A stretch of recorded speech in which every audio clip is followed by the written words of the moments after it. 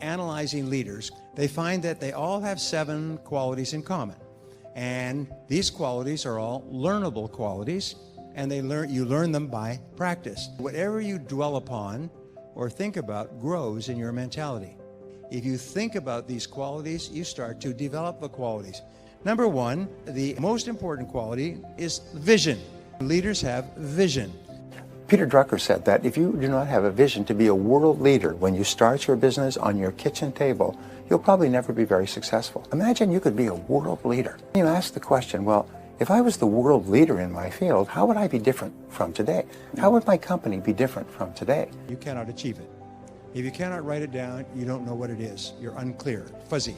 It's almost like you're driving in the fog or a dark night with no lights.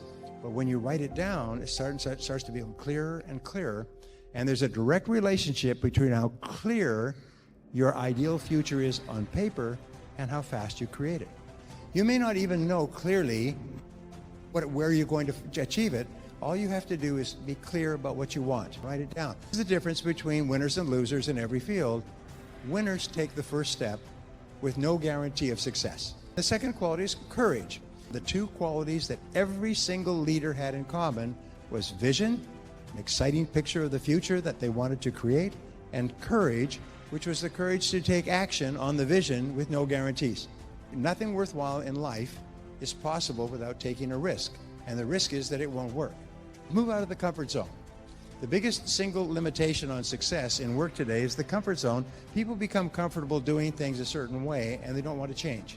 There is a whole new field that I am working in. It's called business model innovation.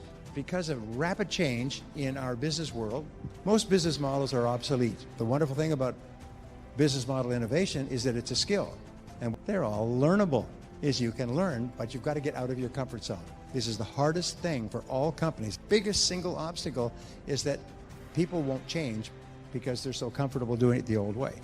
So, third quality of leadership worldwide is integrity. It's impossible to follow someone if you don't believe them, if you don't believe that what they say is true. And the biggest mistake that leaders can make is to make a promise and not keep the promise, or to say that they will do something and then not do it. So integrity is considered the most important skill. It even comes before leadership, vision, and courage. So it's really important, if you're a leader and you have a reputation for not telling the truth, you will soon be pushed aside. Everybody won't know who you are, and then you will be finished. Number 4 is responsibility. Leaders do not criticize or complain. When you criticize anything or anyone, you actually weaken yourself. And when you become weak, you become little. In the military academies, whenever you are confronted with a senior officer, and let us say you have your tie is askew, or your jacket is not ironed, they'll say, "Cadet, why is your jacket unironed?" And you're only allowed to give one of 3 answers. Yes, sir, no excuse. That's how they train the top officers in the world, because they know that nothing makes a person weaker or littler than always making excuses. No leader could be a leader if all they did was make excuses. Henry Ford once gave this motto for success: it's never complain, never explain. This is the 5th quality of leaders is excellence. Leaders set high standards. Leaders work for excellence in products and services, because they're constantly striving. They did a study recently, fastest growing small and medium-sized companies in America. These companies in 3 years had grown 10, 20, 50, 100 times in size and profits. And they said, what was the most important factor in the success of these businesses? All in very competitive fields, tremendous competition. Number 1 was quality. Is the products and services they produced were recognized as being top quality. And the leaders of those companies were intensely focused on improving quality. Every day they're looking for ways to improve their products and services and the way that they take care of their customers. And sometimes one small change makes a tremendous difference.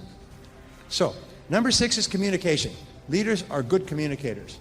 Those who lead are the ones who can clearly talk about what they believe. Let's imagine that we're out on a tour, a 3-hour tour on a boat, and we get stranded on a desert island. Well, one of us stands up and says, I will lead. We want to follow the second guy. The only thing we have is his conviction, his absolute belief in the existence of that world that we cannot see, and his ability to put that future state into words that we're drawn to. And we will volunteer to go with him, maybe even take personal risk. The irony is our own survival depends on our ability to help each other. This is the irony. And here we go. We have to cross rivers and go around boulders and chop down trees. And eventually we come to where he said the fishing village is. And there's no fishing village. And he turns to us and says, I believe there was a fishing village, but that doesn't matter because look what we were able to do. We were able to get through that forest together. That's called leadership. When people believe what you believe, they will work for you with blood and sweat and tears. When they don't believe what you believe, they work for your money. The seventh quality of leadership is action. The action orientation is the critical thing. If a person takes action quickly on a new idea, the chances are they're going to be successful go up by hundreds of %. When you take action, you get 3 benefits. The first benefit is that you get feedback, which enables you to self-correct. And all of life is a process of experimenting. Second of all is you get ideas. It makes you smarter. It activates more of your brain. Sitting there passively doesn't do anything, but taking action actually sort of lights up your brain like a Christmas tree. And the third factor is that taking action gives you confidence. The more confidence you have, the more creative you are, the more energy you have, the happier you are. You feel like you're in control of your life. You feel powerful. And that is why the difference, the top 20% of people in every society and business are proactive. They're constantly taking action. The bottom 80% are passive, is they're waiting for someone else to come and tell them what to do. And so since you are highly proactive, you're obviously in the top, probably the top 10% of your field. And the people in the top 10% are the ones that make all the progress. Maybe not in the short term, but in the long term. Is a person who acts like a leader is a leader that minute. So a person can go from being a passive person, a follower, to being a leader in one instant. All you have to do is begin to act like a leader. You think like a leader and act like a leader. Number one, your personal leadership ability is the major limit on what you can achieve. Because what you do is you just set a goal and you make a plan and you work on that goal every single day. That's pure leadership. When a team is in trouble, they don't fire the players, they change the coach. When a company's in trouble, they don't fire the staff, they bring in a new leader. A new leader can transform an organization. Number two is leadership is the ability to get results. You get the results that are expected of you. Well, you get the results that you have committed to get. If you start your own business, the results you've committed to getting are making sales and generating profits to provide for yourself and your family and so on and so forth. So results are the key. It's like a semicolon or a colon. There's a one-to-one between leadership and results. So you can be a leader without followers. You don't have to have a team to be a leader. As long as you're getting results, you're a leader. Third is leaders have a clear vision of the future. The top 10% of people have a very clear idea of where they're going. They have clear goals and clear plans that they're working on. Drucker said that leaders think about the future. A vision is an ideal future picture, helps the company decide what they should be doing more of, what they should be doing less of, what is consistent with their philosophy and their values, and what is not. So it's very important that individuals and organizations sit down and think through what the vision should be. Decide what's right before you decide what's possible. Imagine that your company is now perfect in every respect. It has the finest people, products, processes, and services. What would it look like? What would it stand for? Allow yourself to play with this idea. This is called blue sky thinking, and it's practiced by all peak-performing executives. They allow themselves to dream and to visualize what the very ideal would be. Leaders expect to fail over and over again. They don't like it, they don't want it, they avoid it if they possibly can, but they know it is an inevitable part of moving forward, but they're willing to take it. They're willing to take the pain in pursuit of success. You'll find that successful people fail far more than unsuccessful people. Successful people hate the failure and they don't like the risk, but they take it anyway because that's the price.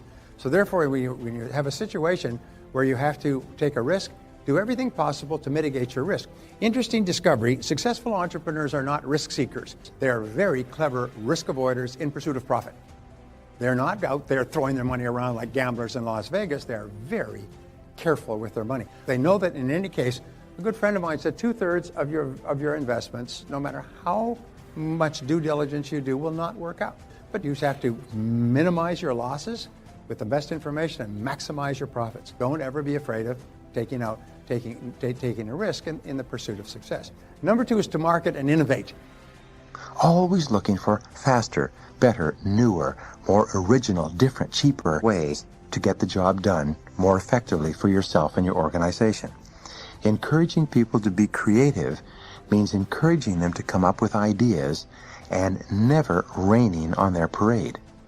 The Japanese employees of large corporations generate 100 times the number of ideas that employees of American corporations generate. And you know the reason? The reason is because every single idea is respected, and every single idea is encouraged, and every single person with an idea gets an opportunity to try it out on a small scale.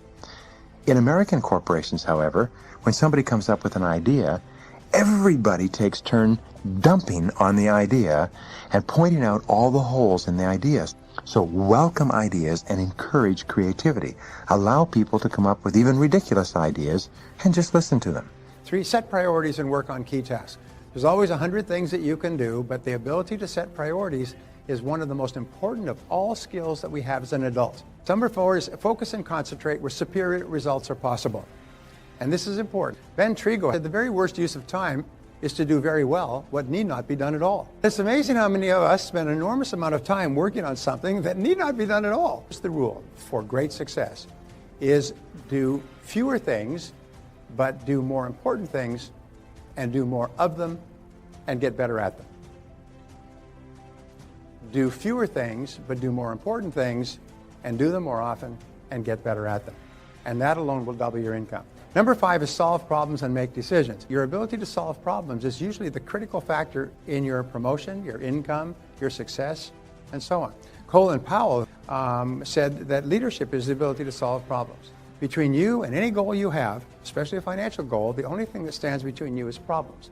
Your ability to remove the obstacles that hold you back from achieving your financial goals is the critical skill of all. Thinking, defining the problems clearly, defining the solutions clearly, picking the most important solution to the most important problem and taking action on it and working on it and expecting it not to work a few times until you finally break it through. Number 6, lead by example. Be a role model. Once you take the roles, everybody is watching you, and your job is to be a role model.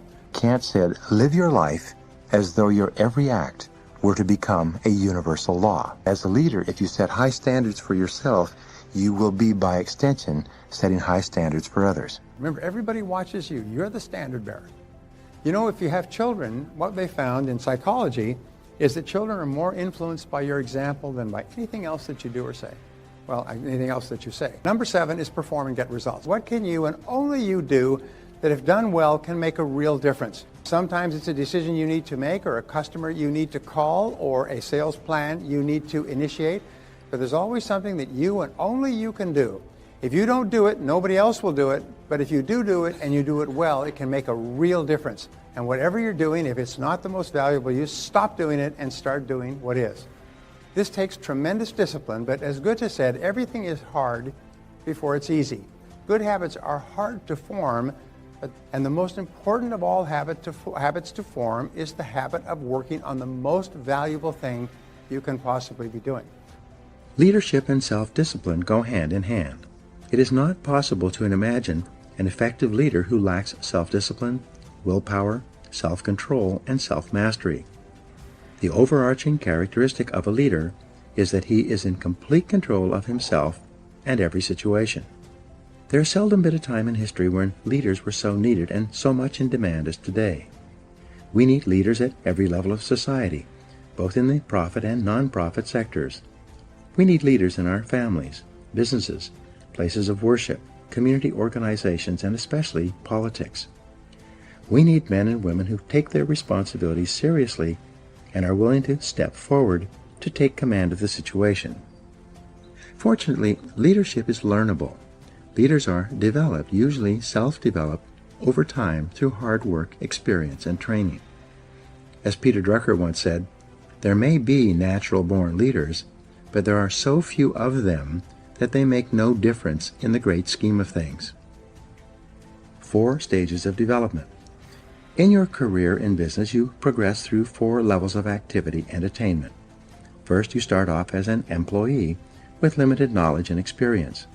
Then, as you grow, learn, and develop the ability to get results, you evolve upward and become a supervisor, with responsibility for the performance and results of other people. As you continue to move up the scale of supervision, improving your ability to get things done through others from directly overseeing the work of employees, you become a manager, someone who assigns work to people with demonstrated competence in certain areas. Managers have a larger view, and this comes with greater responsibilities. As you move up the scale of management, becoming more knowledgeable and effective and getting more and better results from more and different people, you reach the highest level, that of a leader. At this stage, you are responsible for determining what is to be done rather than how it is to be done.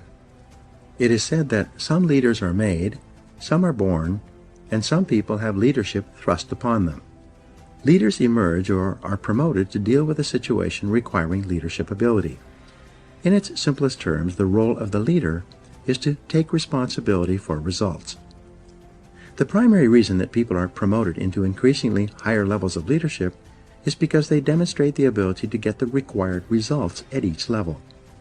The ongoing question of the leader is always, what results are expected of me? Clarity is essential. The main reason that some people are not promoted into greater leadership positions, or perhaps they are even fired, is because of failure to execute. They do not do the most important jobs expected of them, nor do they get the results demanded of them. Leaders have vision. The first quality of leadership, based on 3,300 studies of leaders reviewed by James McPherson, is the quality of vision. Leaders have vision. They have the ability to project forward into the future and develop a clear picture of where they want their organizations to go. They then have the ability to share this vision with others and gain others' commitment to make this vision a reality. You become a leader when you accept responsibility for results. You become a leader when you begin to think, act, and talk like a leader. You become a leader when you develop a vision for yourself and for your company, your life, or your area of responsibility. There are hundreds of books written about leadership and the importance of vision, yet they can be boiled down to a single principle. A military leader has a vision of victory from which he never deviates. A business leader has a vision of success for the business based on excellent performance to which he or she is completely committed. A leader is a standard bearer. The leader sets the standard for the organization or the department. It is not possible for anyone in the organization to have a clearer vision or to aspire to a higher standard of excellence than the leader. For this reason, the leader is the role model, the one who sets the tone and the morale for everyone in the organization. The personality and influence of the leader affects everyone below him in the company, organization, or department. You cannot raise morale in a business. It filters down from the top, from the leader. The behavior of the leader influences and affects the behavior of everyone else. If the leader is positive, confident, and upbeat, everyone in the organization will be influenced by his behavior and will be more confident, positive, and upbeat as well. Walk the talk. When you become a leader, you must discipline.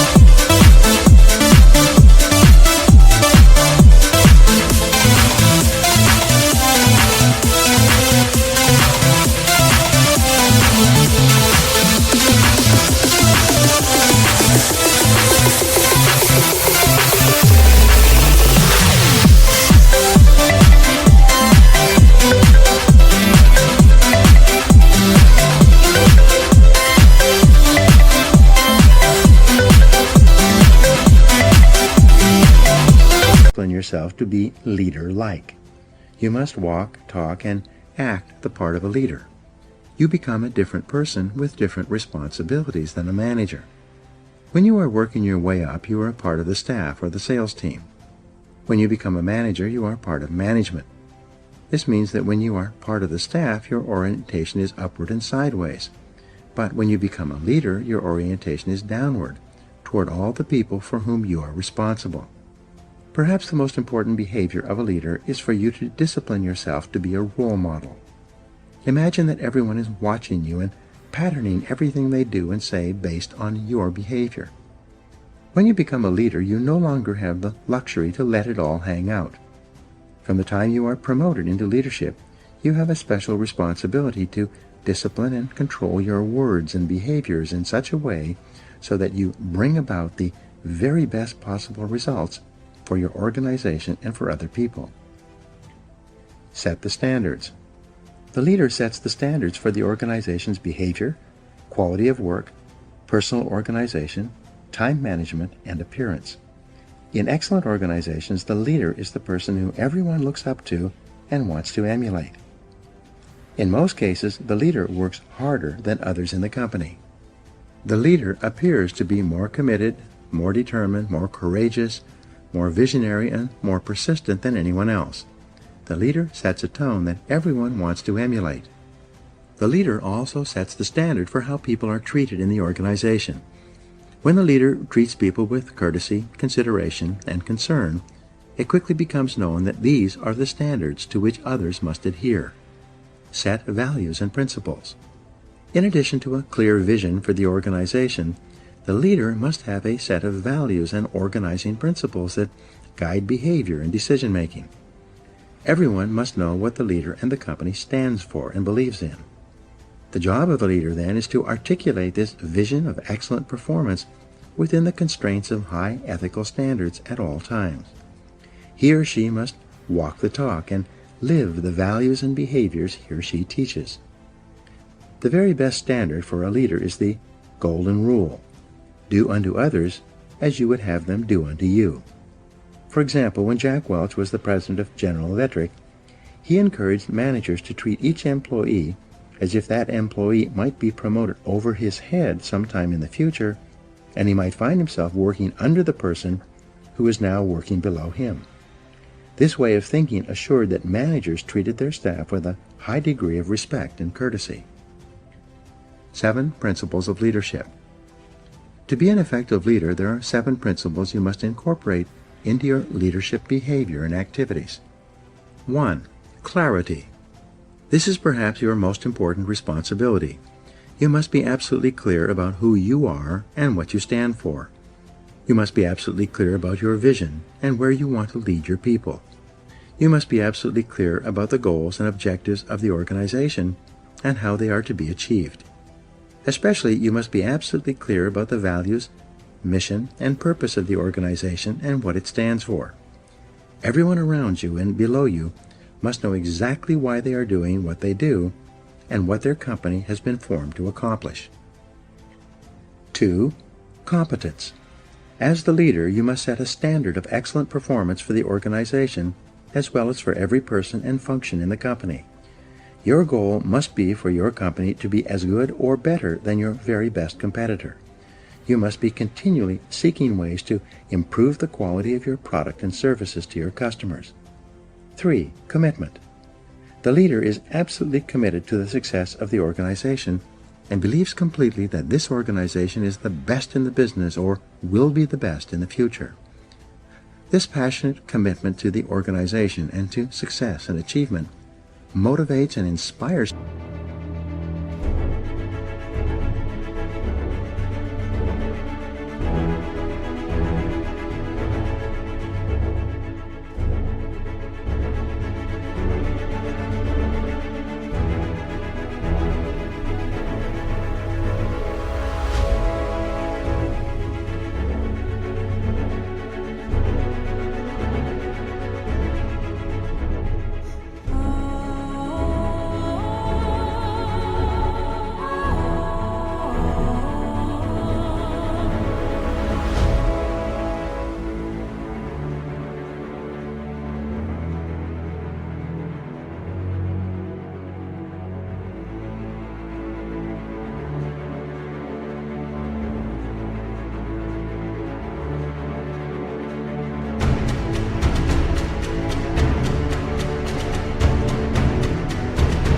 people to do their best work and put their whole hearts into their jobs.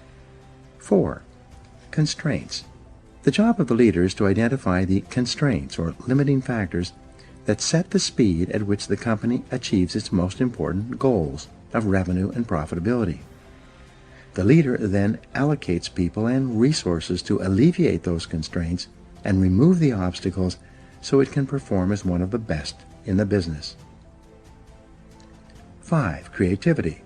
The leader is open to new ideas of all kinds and from all sources. The leader is continually encouraging people to find faster, better, cheaper, and easier ways to produce excellent products and services and to take better care of customers. Number 5, continuous learning. The leader is personally committed to reading, listening, and upgrading his or her personal knowledge and skills as an executive. The leader should attend additional seminars and courses to improve his or her skills and abilities. At the same time, the leader encourages everyone in the organization to learn and grow as a normal and natural part of business life. The leader provides time and resources for training and development.